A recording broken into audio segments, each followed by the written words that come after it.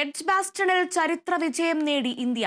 ഇംഗ്ലണ്ടിനെതിരായ രണ്ടാം ടെസ്റ്റിൽ 336 റൺസിനാണ് ഇന്ത്യയുടെ ജയം. വിവരങ്ങളുമായി അതുല്യ ചേരുന്നു. അതുല്യ, വിശദാംശങ്ങൾ. അജുന, എഡ്ജ്ബാസ്റ്റൺ ടെസ്റ്റിൽ ഇന്ത്യ ചരിത്ര വിജയം നേടിയിരിക്കുകയാണ്. ഇംഗ്ലണ്ടിനെതിരെ 608 റൺസ് എന്ന കൂറ്റൻ വിജയലക്ഷ്യമാണ് ഇന്ത്യ ഉയർത്തിയിരുന്നത്. അത്ര വലിയ ഒരു വിജയലക്ഷ്യം പിന്തുടർന്ന് ഇന്ന് അവസാന ദിനം കളിക്കാനിറങ്ങിയ ഇംഗ്ലണ്ടിനെ സംബന്ധിച്ചിടത്തോളം തുടക്കം മുതൽ തന്നെ തിരിച്ചടികളായിരുന്നു. ഇന്നലെ നാലാം ദിനമായ ഇന്ത്യ ഇംഗ്ലണ്ട് 5 മത്സരങ്ങളുള്ള ടെസ്റ്റ് പരമ്പരയിലെ രണ്ടാമത്തെ ടെസ്റ്റ് മത്സരമാണ് ഇന്നിപ്പോൾ അവസാനിച്ചത്. അതിൽ ഇന്നലെ കളി അവസാനിപ്പിക്കുമ്പോൾ ഇംഗ്ലണ്ട് 72 റൺസിന് വെറും 3 വിക്കറ്റ് മാത്രം നഷ്ടപ്പെട്ടാണ് കളി അവസാനിപ്പിച്ചത്. ഇന്ന് മഴ മൂലം ഏതാണ്ട് 1.5 മണിക്കൂറോളം വൈകിയാണ് കളി ആരംഭിച്ചത്. അതോടൊപ്പം തന്നെ 80 ഓവറുകളാക്കി ഇന്നത്തെ സെഷൻ ചുരുക്കിയിട്ടുമുണ്ടായിരുന്നു. മത്സരം ആരംഭിച്ച് 72 റൺസ് എന്നതിൽ നിന്ന് 100 റൺസ് തികയ്ക്കുമ്പോഴേക്കും തന്നെ ഇംഗ്ലണ്ടിന് 2 വിക്കറ്റുകൾ നഷ്ടപ്പെട്ടിരുന്നു. ആ 2 വിക്കറ്റുകളും വീഴ്ത്തിയതാകട്ടെ ജസ്പ്രീത് ബുംറയ്ക്ക് പകരമായി ടീമിലെത്തിയ ആകാശ്ദീപ് സിംഗ് എന്ന പേസറാണ്. ആദ്യ ഓവറുകളിൽ തന്നെ തുടരെ 2 വിക്കറ്റുകൾ നഷ്ടപ്പെട്ടത് ഇംഗ്ലണ്ടിനെ സമ്മർദ്ദത്തിലാക്കി. അതിനുശേഷം പിന്നീട് ഇറങ്ങിയ ആർക്കും തന്നെ കാര്യമായ രീതിയിൽ ഇംഗ്ലണ്ടിന് ഒരു അട്ടിമറി ജയം സമ്മാനിക്കാൻ കഴിയുന്ന രീതിയിലൊരു പ്രകടനം കാഴ്ചവെക്കാൻ സാധിച്ചില്ല. മാത്രമല്ല 536 റൺസ് എന്ന വിജയലക്ഷ്യം, അല്ലെങ്കിൽ 536 റൺസുകൾ കൂടി ഇനി നേടണം എന്നുള്ള ലക്ഷ്യവുമായാണ് ഈ 5-ാം ദിവസം ഇംഗ്ലണ്ട് ബാറ്റിംഗ് ആരംഭിച്ചത്. അതും ഇംഗ്ലണ്ടിനെ സമ്മർദ്ദത്തിലാക്കി എന്ന് തന്നെ പറയാം.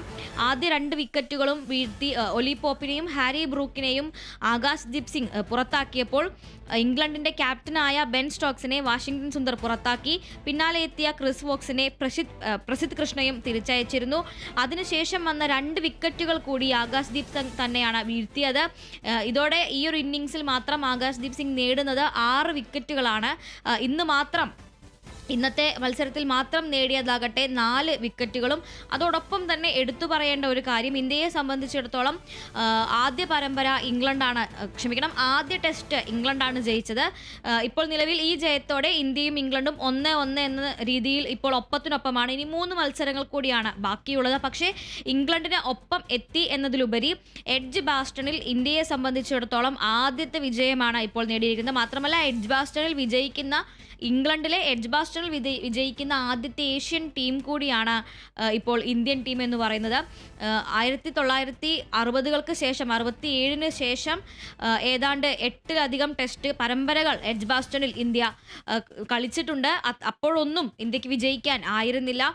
നീണ്ട 58 വർഷത്തിന് ശേഷമാണ് എഡ്ജ്ബാസ്റ്റണിൽ ഇംഗ്ലണ്ടിനെതിരെ തന്നെ ഇന്ത്യ ഒരു വിജയം കരസ്ഥമാക്കിയിരിക്കുന്നത്. അതുകൊണ്ട് തന്നെ ഈ ടെസ്റ്റ് പരമ്പരയിലെ വിജയത്തെക്കാൾ ഉപരി ഇന്ത്യയെ സംബന്ധിച്ചിടത്തോളം ഇന്നത്തെ വിജയത്തിന്, എഡ്ജ്ബാസ്റ്റണിലെ വിജയത്തിന് ചരിത്രപരമായ ഒരു സവിശേഷത കൂടിയുണ്ട് എന്നുള്ളതാണ്. എന്തായാലും നിലവിൽ പരമ്പരയിൽ ഇരു ടീമുകളും ഒപ്പത്തിനൊപ്പം എത്തിയിരിക്കുകയാണ്. ഓരോ വിജയവുമായി ഇരു ടീമുകളും നിലവിൽ ഒപ്പത്തിനൊപ്പം എത്തിയിട്ടുണ്ട്. ഇനി 3 മത്സരങ്ങൾ കൂടി ഈ ടെസ്റ്റ് പരമ്പരയിൽ ബാക്കിയുണ്ട്. നിലവിൽ ഇത്ര വലിയ ഒരു വിജയലക്ഷ്യം ഉയർത്തിക്കൊണ്ട്, അല്ലെങ്കിൽ ഇത്ര വലിയ ഒരു റൺസ് എടുത്തുകൊണ്ട് ഈ കളി ജയിച്ചതിനാൽ തന്നെ അത് ഇന്ത്യക്ക് നൽകുന്ന ആത്മവിശ്വാസം ചെറുതല്ല. മാത്രമല്ല ടെസ്റ്റ് ക്രിക്കറ്റിലെ നായകൻ എന്ന നിലയിൽ ശുഭ്മാൻ ഗിൽ കഴിവ് കൃത്യമായി തന്നെ പുറത്തെടുത്ത, അല്ലെങ്കിൽ ഏറ്റവും മികച്ച പ്രകടനം പുറത്തെടുത്ത ഒരു ടെസ്റ്റ് കൂടിയാണ് ഈ കഴിഞ്ഞത്. ഒരു ഇരട്ട സെഞ്ചുറിയും അടക്കം സ്ഥിരതയാർന്ന പ്രകടനം കാഴ്ചവെക്കാൻ ശുഭ്മാൻ ഗില്ലിന് ഈ മത്സരത്തിലുടനീളം കഴിഞ്ഞിട്ടുണ്ട് എന്നുള്ളതാണ്.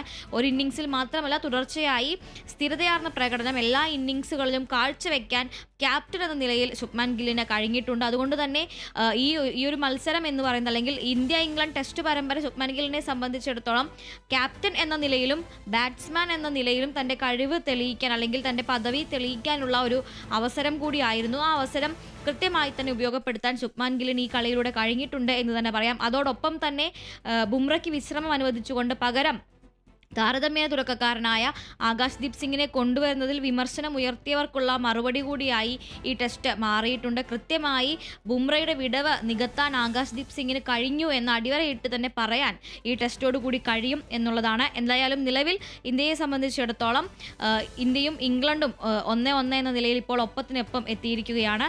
ഇനി 3 മത്സരങ്ങൾ കൂടിയാണ് ഈ പരമ്പരയിൽ ബാക്കിയുള്ളത്. ശരി. എഡ്ജ്ബാസ്റ്റണിൽ ചരിത്ര വിജയം നേടിയിരിക്കുകയാണ് ഇന്ത്യ. ഇംഗ്ലണ്ടിനെതിരായ രണ്ടാം ടെസ്റ്റിൽ 336 റൺസിനാണ് ഇന്ത്യയുടെ ജയം. അതുല്യാണ് വിവരങ്ങൾ നൽകിയത്.